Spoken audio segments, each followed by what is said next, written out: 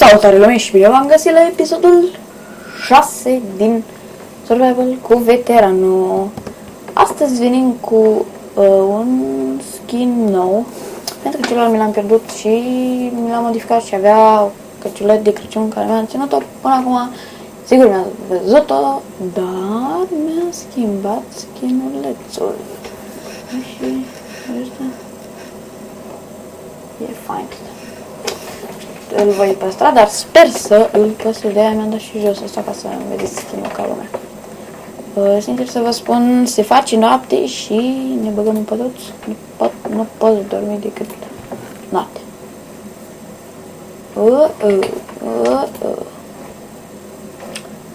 Astăzi vom face un episod mai lung în care vreau să găsesc diamante și pe lângă diamante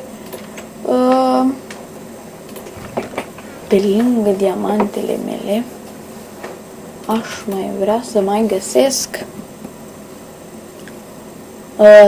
doamne, să mai fac niște să am niște nisip și avem din plin, dar ne-ar cam trebui mâncare. Și dacă facem găina asta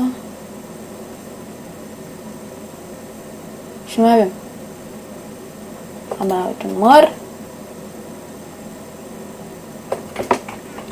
și atât. Tragică povestea asta. Trebuie să avem câteva lemne la noi. Cam lol. Mai avem lemn.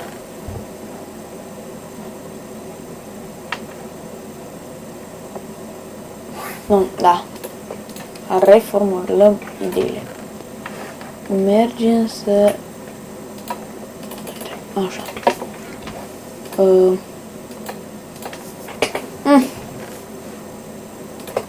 Mergem să facem niște lemnuc.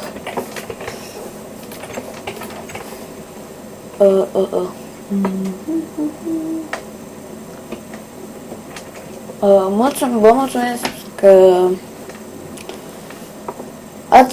am văzut că de la 4 la abonat, dacă s-a început, de la 4 am ajuns la 8, la 6 abonați. Deci e ceva bine. Bun.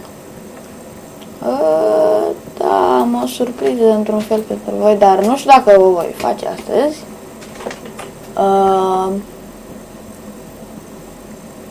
Este vorba de un giveaway la un cont de Minecraft, eu. Și sper să veniți în număr cât mai mare, dar vedeți voi atunci, așa că nu-i bai. Am filmat și counter-ul, numai că virgulă camperul nu este randat. Și trebuie să randez. N-am avut timp să randez pentru că școala îmi stă în cale. În calea filmărilor îmi stă doar școala. Și când toți știm că școala e grea, bați prin voi. Ce urmă? Cred. Nu am timp. Adică așa, am timp, dar puțin. Și vreau să fac episoade lungi. Am un workshop. Oare să mor sau să fac un țar cu el? Nu mor. La demenesc eu. Cumva și fac eu ferma de porcușori. Și de găini. Da, cu găinile e un pic mai greu. Adică, nu, aș vrea să fac astăzi. Dacă mai știu să mai fac. Asta e problema. Da, văd eu, nu-i bai. Și nu mai avem nici mâncare. Asta e rău. Va trebui îmi vor trebui saplinguri cât mai multe. Mai dat pe aici. Îmi vor trebui saplinguri pentru că aș vrea să fac o pădurice la o adâncime,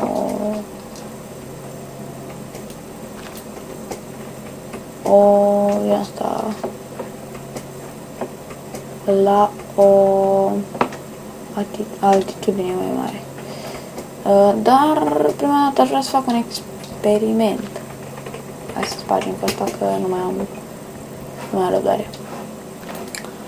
Aș vrea, adică nu știu cum, aș vrea să fac pădurea totuși verde, frumoasă. Și cum vreau să o duc mai sus, asta va fi o problemă destul de majoră și nu știu exact cum o voi face. Ori îmi iau de pe game mode asta așa, cu gras, scuzați pentru asta dacă ar fi stop. Ori îmi iau de pe game mode și așa rezolvăm problema, o să fie totul bine și frumos. Sau dacă nu ar trebui să mă uit pe YouTube, adică am o idee eu, dar nu știu dacă merge. Așa că vom vedea. Am zis să fac 4 steak-uri. 4 steak-uri de lemn de brad. Stejar, pardon. De stejar. Fac 4 steak-uri ca să avem lemn, că lemnul se duce ușor. Aici e o mină, vezi, nu? Sper să nu vină vreo urătane care să ne pune în pericol viața. Lemnul ăsta, nu știu, le iau și pe ăsta că, na,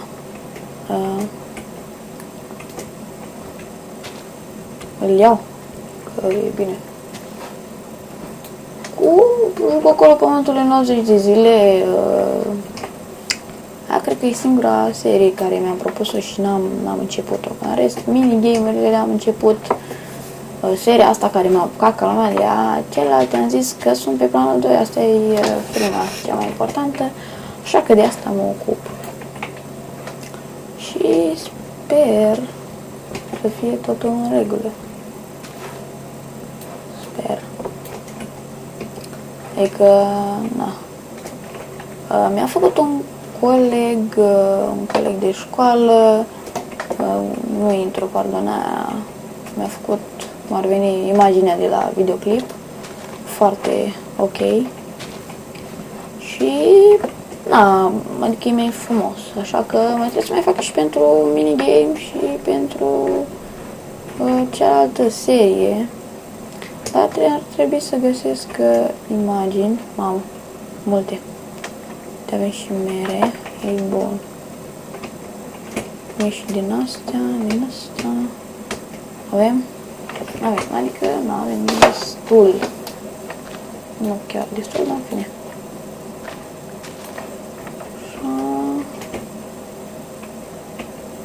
Așa.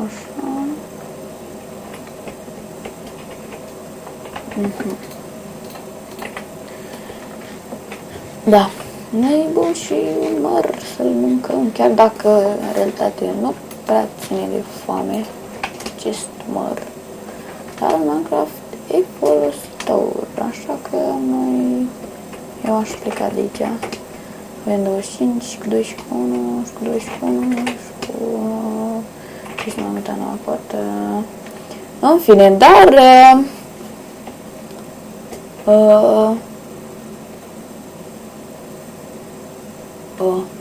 nu știu ce să fac mai dată. Ori m-aș duce să găsesc niște găini.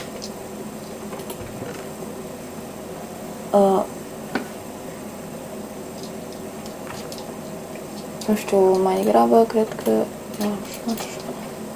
cred că mai degrabă m-aș duce să mai caut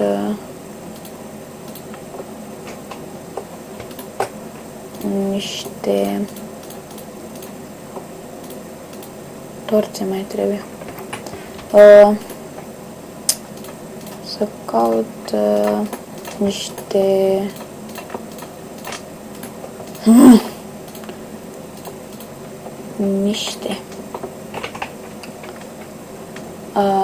diamante. Aș vrea să mai fac niște diamante, numai că pentru aceasta trebuie să... nu știu, episodul ăsta cred că va fi neajuns de lung. Cred. Eu cred. Aici n-am mai venit eu de mult timp, așa că nu prea știu. Pe aici? Da. Aici, așa. Pe aici n-am mai venit eu de prea mult timp, dar știu cât de cât zona aceasta malefică. Pardon. Hei! Uai! Iai! Bă, asta avem noroc, totuși. De diamonduri să nu fie lavă nici acum. Bun. Da. Foarte fain. Chiar dacă ne-a dat mai puțin ca tura trecută, dar mai avem încă 3 diamante, așa că e un progres bun. Până dacă am venit din prima diamante, e bun. Legat, nu știu așa, în general.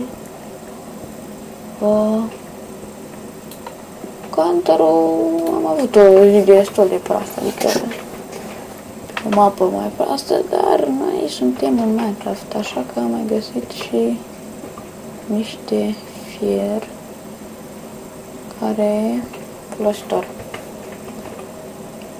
Mie mi se pare că e foarte folositor fierul. Adică fără fier pe aici, în Minecraft, adică în Minecraft, sincer, nu prea ai ce face. Adică, degeaba. Poți să ai, adică, nu prea poți să reziști în Minecraft. Acum, cu seria asta, dacă am reușit să le reduc să le încep să fie totul bine. Sincer să spun, cu școala nu prea am eu un program așa stabil. Că dacă aș avea un program stabil și ar fi bine, totul bine și frumos, dar cum nu prea am eu un program foarte stabil, nu prea pot să fac, adică, să zic, vinerea fac Counter, joia fac minigame și nu știu când mai fac care. Nu, e cam imposibil treaba asta.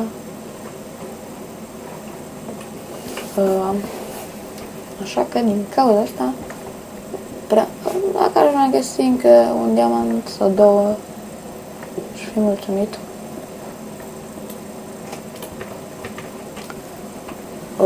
Dar, acum nu mai stau mai să apasă și mă duc sus. Ce fermă, adică încep să proiectez ferma de găini. Aur. Bun. O să nu pici. Să nu pici lavă.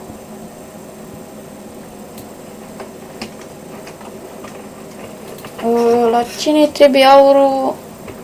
Nu știu. Taman ăsta nu știu. Cine folosește aurul? Poate la crafta niște anumite chestii, dar nu știu momentan ce. Ne va trebui oricum diamante pentru, cel puțin pentru enchanting table. Pe urmă aș vrea să fac niște cărți, dar vor trebui level, așa că trebuie să facem și un mob spawn. și mă banul ăsta e greu de făcut. Mă duc în 5. 1, 2, 3, 4, 5. 5.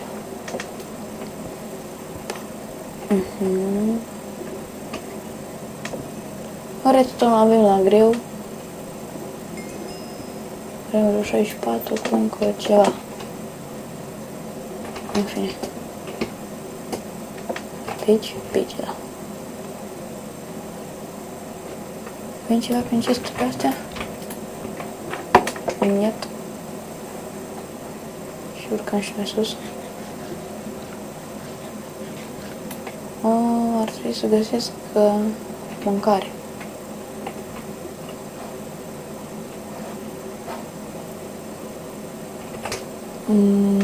Da. A fost o idee bună, inspirată să pun aici scări. E noapte. Muștri ne bântuie. Lol. Oare de ce nu...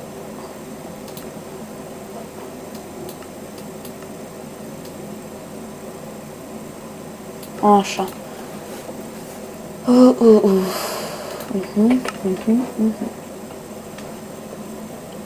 Avem primul grâu. Semințe. Așa. O sămânță pe ăsta e o sămânță, o pun. Înapoi. Bun. Lângă ăsta fer. Aici pun, eu vreau să degrabă pun cărbune. Bun, și acum mergem. Oh, hai, veniți încoace. Nu în casă. Nu în casă. Hai. Nu, te rog. Nu. Nu pune. Nu. Așa. Oh, mulțumesc. Fai, dacă creeper, frate, aici ai creeper. Hai, nu exploda. Nu fi. Nu.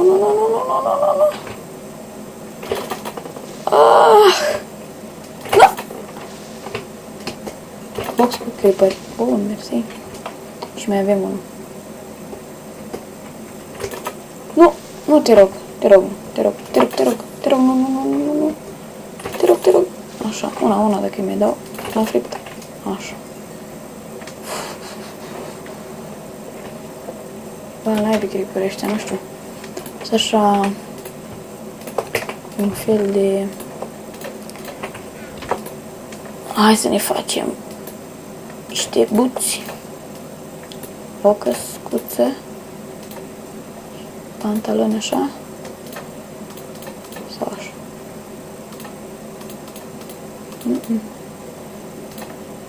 Cum Dumnezeu să fac ăștia? Nu papuci pantalonașii.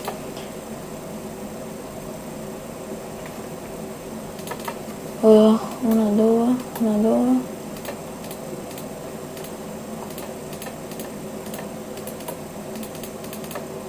Așa, da. Așa. Avem toate armura. Bun. Toate că una de zale arăta mai frumos, dar nu-i bai. O fermucă.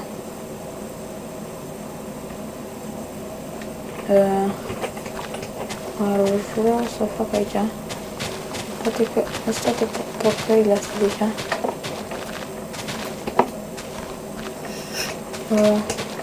Toate... Voi face o fermă de... nu știu. Prima dată ar trebui să văd cum să o fac.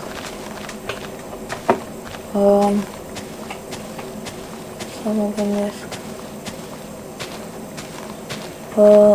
Întrebarea din aia.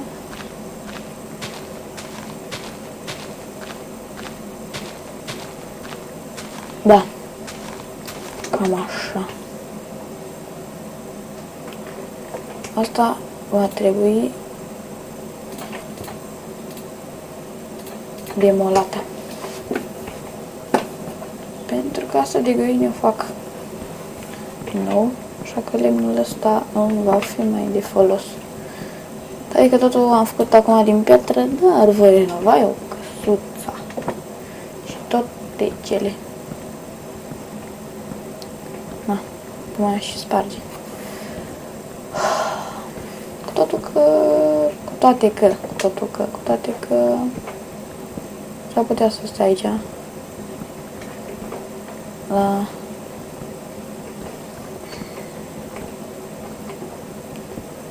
trebuie să mă gândesc un pic.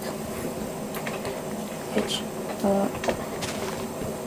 poate că ăsta dacă îl las așa, nu prea dă bine. Așa că totuși trebuie să spargem.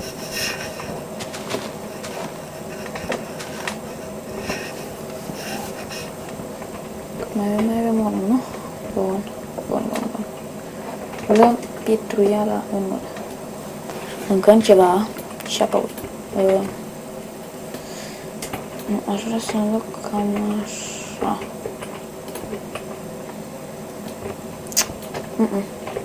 Deci, luăm așa, 1, 2, 3, 4, 5, 6.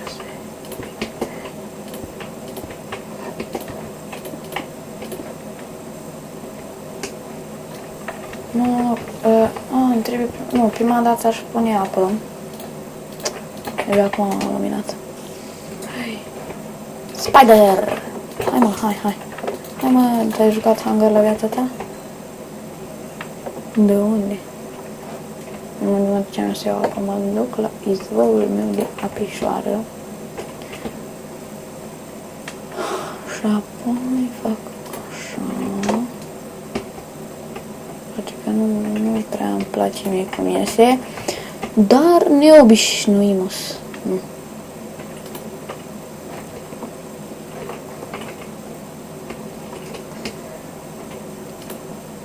Hai frate, dar nu te...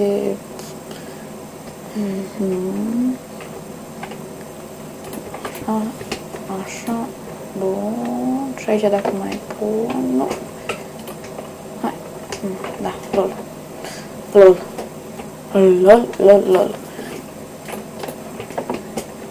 Trebuie până la urmă.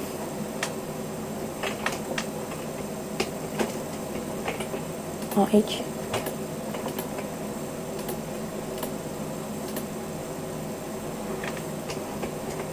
Oho, bun, cu toate că trebuie să mai pun așa una să sparg pe aici. Dacă se aude clicul prea tare, încerc să îmi rezolv să-mi iau mouse, dar nu prea reușesc eu să ajung la ceva. În fine. Fac lipit de ăla, îl fac așa. Deci fac. Eu nu cred că trebuie să fac așa de 4, da, e clar că trebuie să fac eu de 4. Care e mecanismul? Găinile se vor lua și ouăle vor ajunge jos și ele se vor duce la un canal special de apă. Cu toate că las eu asta și nu să se vadă exact. Câte? 1, 2, 3, da. Așa. Chiar dacă acopăr eu zona asta. Dar e cu un anume scop. Să apăr și aici. Hop.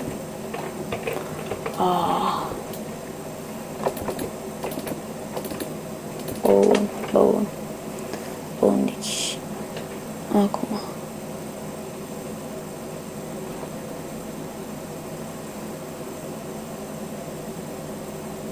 să mă gândesc cum Dumnezeu să-l fac.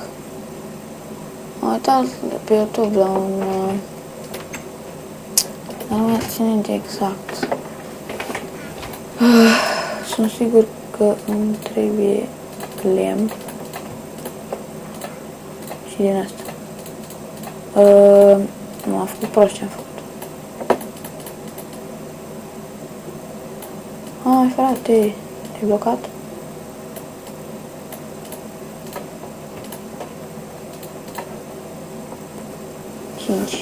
Unde trebuie 5, 4, 5. Pac. 15.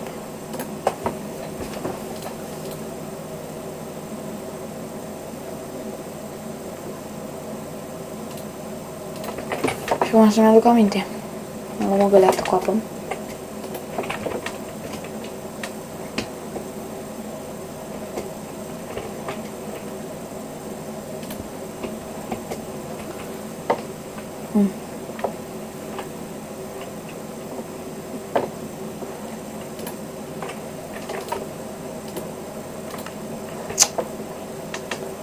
Nu e și bine.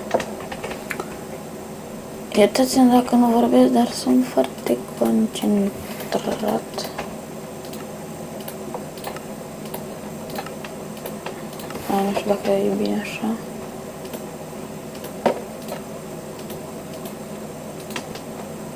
Ajung 15.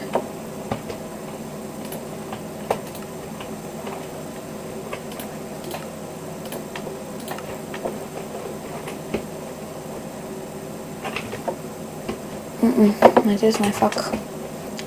Și ea că așa se duce lemnul drept prăpăd. Așa.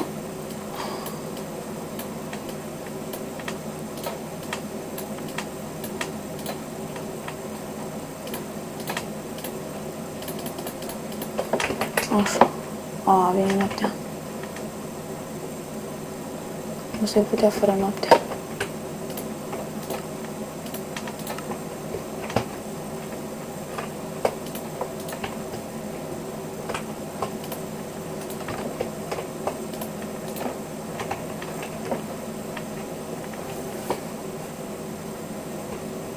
Și până mai verifica cu un rând. Ce fac eu acum? Să nu faci niciodată copii acasă, pentru că e ceva dăunător. În fine, v-am spus că va fi lung episodul. Și eu nu mint aproape niciodată. Hai să aproape. Hai, frate. Cine minte? În fine. Și acum, dacă voi pune...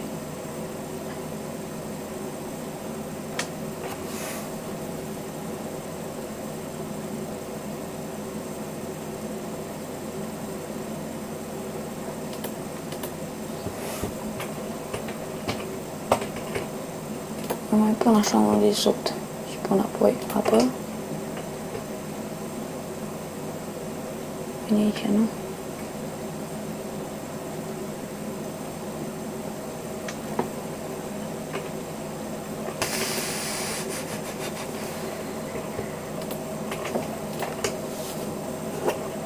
Până, cad.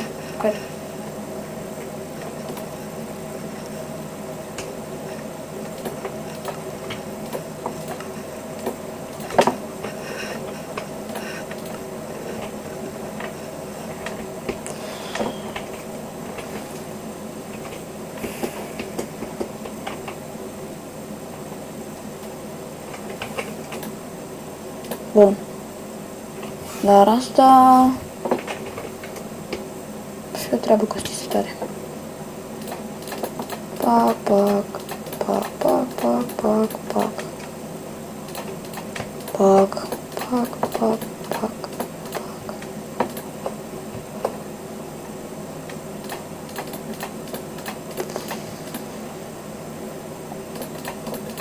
Toate că...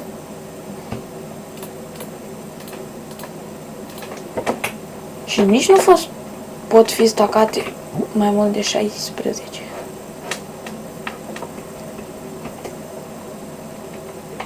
Omoară. Pam, pam, pam, pam, pam, pam. Ia, nu, dacă aș pune aici. Nu, am greșit. Ah. LOL.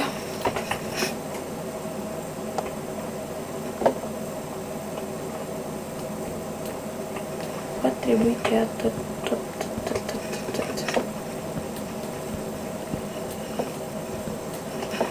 Sper că n-ai fost și alte. Ba da.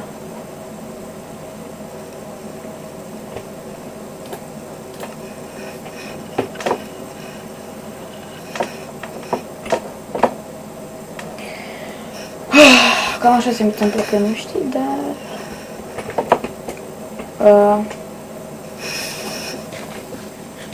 Revin când aflu și eu cum se face.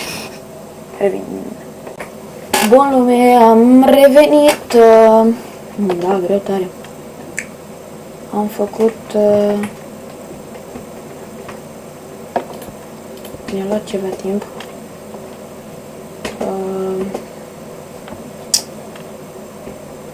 Nu știu cum să vă arăt. E un stil clasic, practic. Așa frumos.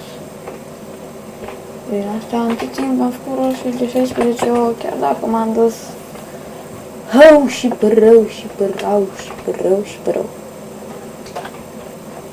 Deci mi se pare că nu încolo m-am dus în pădure.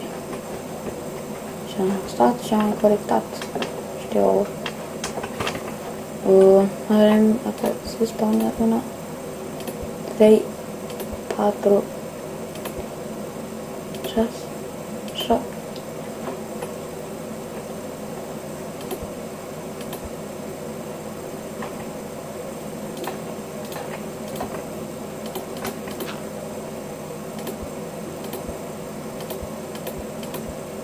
Hai, frate! Hei, uite una!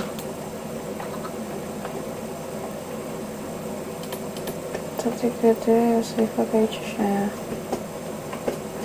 Ei. Mai, frate!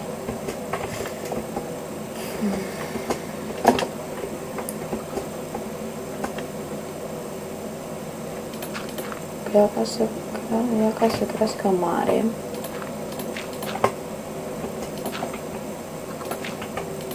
Trebuie să-i fac așa ceva.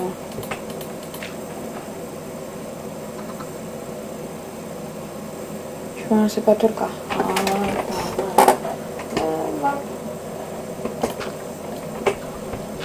Creșterea aia din picioare până la nesfârșit. Da. Ceva pe care mă așteptam. Așteptam să fie pe aici făcut, pentru că am stat vreo sfert de oră, pare să mă admirez totul cum Dumnezeu se face această fermă de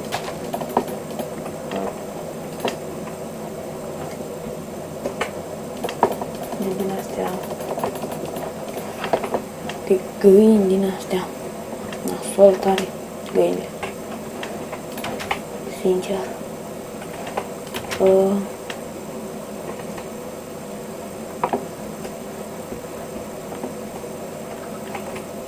Apoi le crești. Bun, acum ce mai aș duce eu să fac? Stai că să înconjurăm. Ce m-aș duce eu să fac este să reîmprospătez casa, adică să am mai făcut între timp pentru asta. Nici lopată nu mai am. Nasol. Nasolă treabă. Măcar sper să meargă. Să vină ouăle. Ne va trebui și sugarcane. Pentru a face enchanturi. Nu de jos. 100 de ce, dar piramidele mai așa. Punem așa, pe marginea mini-lacului. Aici. Așa. Și acum cât să punem? Nu mai știu cum să fac sandstone. Adică gresie, cred că. Așa, gresie. Bun. Păi zic că e bun. Gresia asta așa mai crăpată, nu știu, îmi place mai mult. Dar voi avea nevoie de ceva mai mult. Mai mult nisip. Am mișcat și microfonul.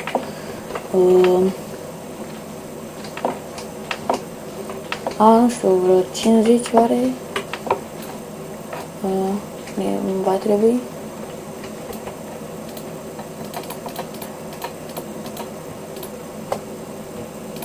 Aua. Nu, se face regresia. Deci ar veni, nu știu. Am trebuit să fac tot de pe aici. Chiar dacă aș putea lua eu gresia deja făcută, dar mi-e lene. Sincer, mi-e lene. Dar deci, nu veniți voi aici.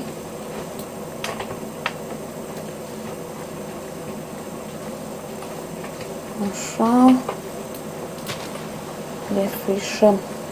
Defrișăm nisipul. Lol. Și s-a spart.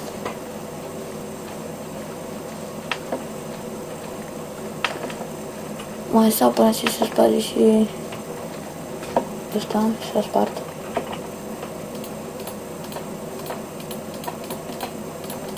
Pac. Pac. Pac, pac. Bun, 38. Nu știu, adică sunt sigur că nu ne voi ajunge 100 la mie. Dar inventarul meu va trebui refăcut. Sincer. A refăcut ca lumea.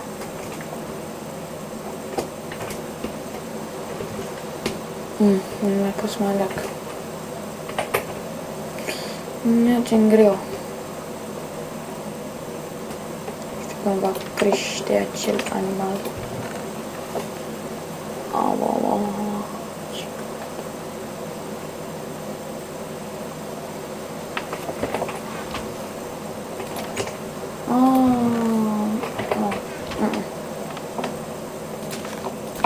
Da, greșit.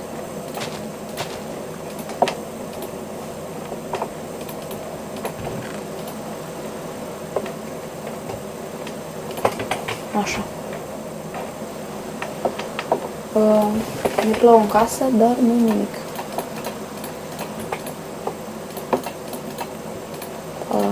Oh, 6 pâini. Avem? Oh, bune pâine. Nimic, nu mai avem loc. Trebuie să reorganizăm inventarul, dar puțin probabil. 1, 2, 3, 4, 5, 7, 8, 9. 9. 1, 2, 3, 4, 5, 6, 7, 8. Noroc. Nu ne ajunge gresia, deci așa că nu fac episodul ăsta. Deci, eu zic că e un episod destul de lung, așa că terminăm și episodul 6. Terminăm și episodul 6 din Survival cu veteranul, așa că eu vă spun o zi bună în continuare și la revedere. Pa!